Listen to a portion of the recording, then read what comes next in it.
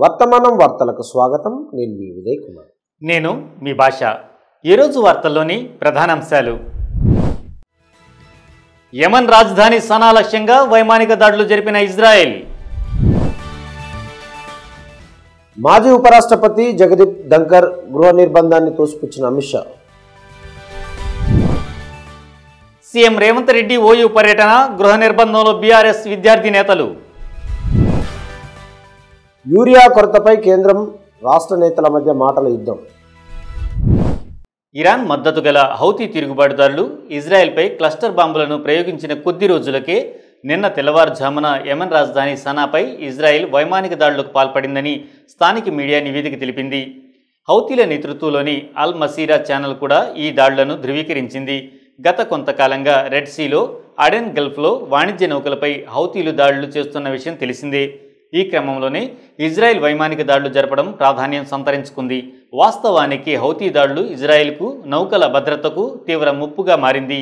Yemen రాజధాని సనాలోని కీలక ప్రాంతాల్లో, అలాగే హౌతీల ఆధీనంలో ఉన్న ప్రాంతాలే లక్ష్యంగా ఈ దాడులు జరిగినట్లుగా యెమెన్ మీడియా వర్గాలు పేర్కొన్నాయి. పేలుడు శబ్దాలు, పొగ దట్టంగా వ్యాపించింది. అయితే హౌతీ తిరుగుబాటుదారులు ఇప్పటి వరకు దాడుల్లో జరిగిన ఆస్తి నష్టం, ప్రాణ నష్టంపై ఎలాంటి ప్రకటన విడుదల చేయలేదు. కాగా ఆదివారం జరిగిన దాడిని ఇజ్రాయెల్ ధృవీకరించలేదు. ఇరాన్ మద్దతుదారులు హౌతీలు 22 నెలలకు పైగా ఇజ్రాయెల్ వైపు క్షిపణులు, డ్రోన్లను ప్రయోగించారు. గాజా స్ట్రిప్లో యుద్ధం మధ్య పాలస్తీనియన్లకు సంఘీభావంగా తాము ఈ దాడులను నిర్వహిస్తున్నామని వారు చెబుతున్నారు. సైనిక నిబంధనలకు అనుగుణంగా పేరు చెప్పకూడదనే షరతుపై మాట్లాడిన ఇజ్రాయెల్ వైమానిక దళ అధికారి శుక్రవారం రాత్రి యెమెన్ నుండి ఇజ్రాయెల్ వైపు ప్రయోగించిన మిసైల్ కొత్త ముప్పును సూచిస్తుందని అన్నారు. ఆ క్షిపణి క్లస్టర్ బాంబులు మోసుకెళ్లడం గమనార్హం. 2023లో ఉగ్రవాద సంస్థ ఇజ్రాయెల్ వైపు రాకెట్లను ప్రయోగించడం ప్రారంభించిన తర్వాత ఇరాన్ ప్రాయోజిత హౌతీ తిరుగుబాటుదారులు ఇజ్రాయెల్పై క్లస్టర్ బాంబును ప్రయోగించడం ఇదే మొదటిసారి అని అధికారి తెలిపారు. క్లస్టర్ బాంబుల వాడకం ఇజ్రాయెల్కు అడ్డగించడం కష్టతరం చేస్తుంది. హౌతీలకు ఇరాన్ అందించిన అదనపు సాంకేతికతను కూడా సూచిస్తుందని అధికారి తెలిపారు. భారత మాజీ ఉపాధ్యక్షుడు జగదీప్ ధంకర్ రాజీనామాపై ఊహాగానాలు రేగుతున్న విషయం తెలిసిందే. ఈ నేపథ్యంలో కేంద్ర హోంమంత్రి అమిత్ షా మాట్లాడుతూ ధంకర్ ఆరోగ్య సమస్యల కారణంగా రాజీనామా చేశారని అన్నారు. ఆయన గృహ నిర్బంధంలో ఉన్నారనే ప్రతిపక్షాల వాదనలను తోసిపుచ్చారు. ఏఎన్ఐకి ఇచ్చిన ఇంటర్వ్యూలో కేంద్ర హోంమంత్రి మాట్లాడుతూ ధంకర్ రాజీనామా లేఖ స్పష్టంగా ఉంది. ఆయన తన రాజీనామాకు ఆరోగ్య కారణాలను ఉదాహరించారు. తన బాధ్యతలను నిర్వర్తించడంలో పూర్తి సహకారాన్ని అందజేసిన రాష్ట్రపతి ద్రౌపది ముర్ముకు, ప్రధాని నరేంద్ర మోదీకి, కేంద్ర మంత్రులకు ఆయన కృతజ్ఞతలు తెలిపారు. అయితే మరో 2 ఏళ్లు పదవీకాలం ఉండగానే ధన్కర్ రాజీనామా చేయడం చర్చనీయాంశంగా మారింది.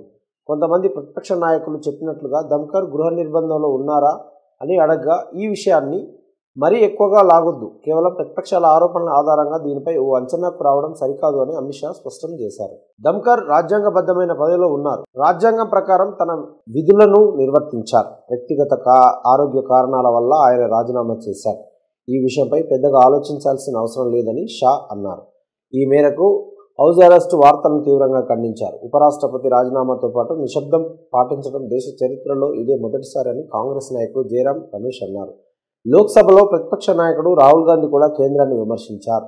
ధన్కర్ ఎక్కడ ఉన్నారని ప్రశ్నించారు. అధికార భారతీయ జనతా పార్టీ దేశాన్ని మధ్యయుగ కాలంలోకి తీసుకెళ్తుందని ఆరోపించారు. మనం మధ్యయుగ కాలానికి తిరిగి వెళ్తున్నాం. ఆ సమయంలో రాజు ఎవరినైనా తన ఇష్టానుసారంగా తొలగించగలడు అని, ఎన్నికైన వ్యక్తి అంటే ఏమిటో తెలియదు, అతని ముఖం నచ్చకుంటే ఈడీ కేసు పెట్టమని చెప్తాడు. ఆపై ప్రజాస్వామ్యబద్ధంగా ఎన్నికైన వ్యక్తిని 30 రోజుల్లో తుడిచిపెట్టేస్తాడు. అలాగే మనం కొత్త ఉపాధ్యక్షుని ఎందుకు ఎన్నుకుంటున్నామో మర్చిపోకూడదు. మీకు తెలుసా పాత ఉపాధ్యక్షుడు ఎక్కడ పోయాడు అని ఆగస్టు 20న జరిగిన విలేకరుల సమావేశంలో రాహుల్ గాంధీ ప్రభుత్వాన్ని ప్రశ్నించారు. సుప్రీంకోర్టు న్యాయవాది కపిల్ సిబల్ కూడా ధన్కర్ ప్రజలకు కనబడకపోవడంతో హెబియస్ కార్పస్ పిటిషన్ దాఖలు చేయాలా వద్దా అనే ప్రశ్నను లేవనెత్తారు. అయితే ధన్కర్ ఆరోగ్య కారణాల వల్ల రాజీనామా చేశారని బీజేపీ వాదించింది. ఆయనతో విభేదాలను తోసిపుచ్చింది. జగదీప్ ధన్కర్ జూలై 21న పార్లమెంటు వర్షాకాల సమావేశాల మొదటి రోజున రాజీనామా చేశారు. ఆరోగ్య సంరక్షణకు ప్రాధాన్యత ఇవ్వాలని, వైద్య సలహాకు కట్టుబడి ఉండాలని కోరుకుంటున్నానని పేర్కొన్నారు. ఆ సమయంలో ఆయన రాజ్యసభ చైర్మన్గా పనిచేస్తున్నారు. తన రాజీనామా లేఖను రాష్ట్రపతి ద్రౌపది ముర్ముకు సమర్పించారు. ముఖ్యమంత్రి రేవంత్ రెడ్డి నేడు ఉస్మానియా విశ్వవిద్యాలయంలో పర్యటించిన సందర్భంగా బీఆర్ఎస్ విద్యార్థి విభాగం అధ్యక్షుడితో సహా మరికొందరు నాయకులను గృహ నిర్బంధంలో ఉంచారు. కొన్ని విద్యార్థి సంఘాలు నిరసనకు ప్లాన్ చేయడంతో ముఖ్యమంత్రి పర్యటన సందర్భంగా క్యాంపస్లో గట్టి భద్రత ఏర్పాటు చేశారు.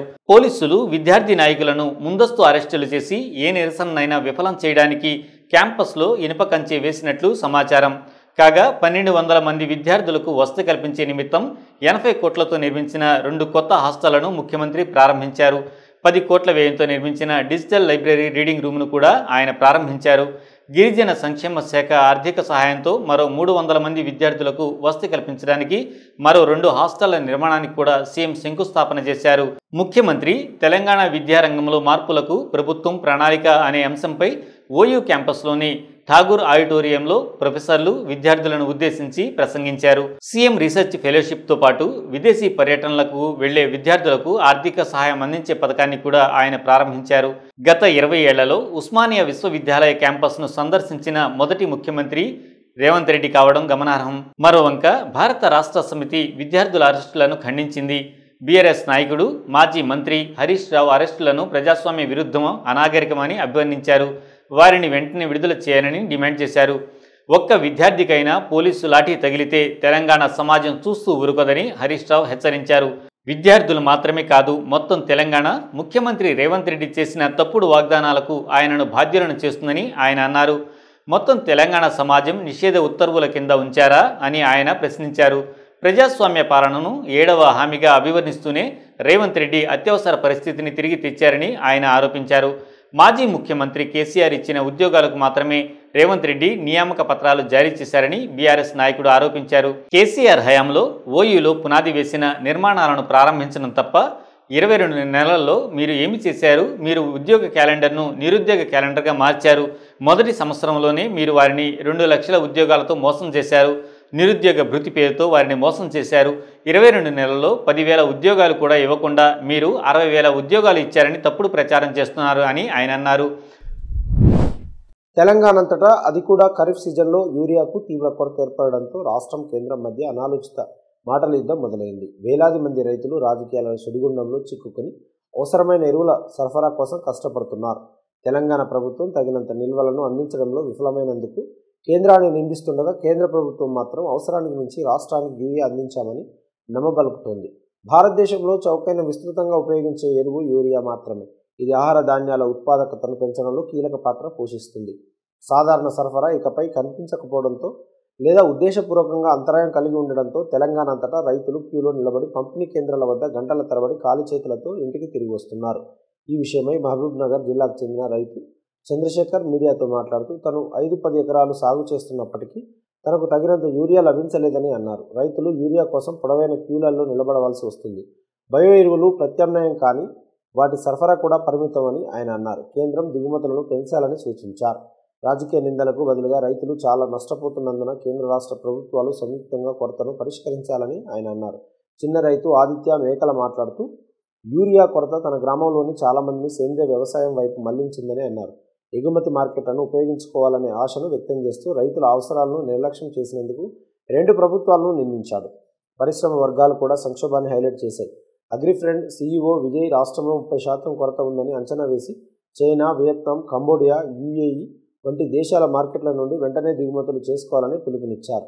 భారతదేశం ఎరువులను ఎక్కువగా ఉపయోగించే దేశం. కేంద్రం ఆయా దేశాలతో చర్చలు జరపాలి, యూరియా సరఫరాకు ఒప్పించాలని ఆయన అన్నారు. స్థిరమైన పద్ధతులను అవలంబించే రైతులు మెరుగైన నేల ఉత్పత్తి, అధిక దిగుబడి, తక్కువ ఇన్పుట్ ఖర్చుల నుండి ఇప్పటికే ప్రయోజనం పొందవచ్చని అన్నారు. కేంద్రం సరఫరా చేసే యూరియాను దారి మళ్లించి బ్లాక్ మార్కెట్లో విక్రయిస్తున్నారని బొగ్గు గనుల శాఖ మంత్రి జి కిషన్ రెడ్డి ఆరోపించారు. ఖరీఫ్ కోసం తెలంగాణలో 2.04 లక్షల టన్నుల ప్రారంభ స్టాక్ ఉంది. అయినప్పటికీ రాష్ట్ర కృత్రిమ కొరత భయాందోళనలు సృష్టిస్తుందని ఆయన అన్నారు. ప్రపంచ ధరలు పెరిగినప్పటికీ కేంద్రం దశాబ్ద కాలంగా బస్తాకు 265 వద్ద ధరను పరిమితం చేసి రైతులకు భారీ ధరకు సబ్సిడీ ఇస్తుందని ఆయన ఎత్తి చూపారు.